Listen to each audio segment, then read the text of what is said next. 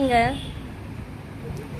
இன்னைக்கு என்னன்னு பார்த்தீங்கன்னா, மனுஷங்களோட புத்தி, நம்மளை சுற்றி இருக்கிற மனுஷங்களோட புத்தி ரெண்டே விதம் தாங்க. அப்படி என்ன ரெண்டு விதம்னு பார்க்குறீங்களா? நம்ம கிட்ட எதனா ஒரு காரியம் நடக்கணும்னா தேன் வடிகிற மாதிரி பேசுவாங்க. எப்படி?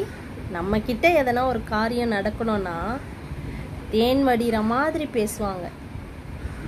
அதே நம்ம அவங்களுக்கு தேவையில்லைன்னு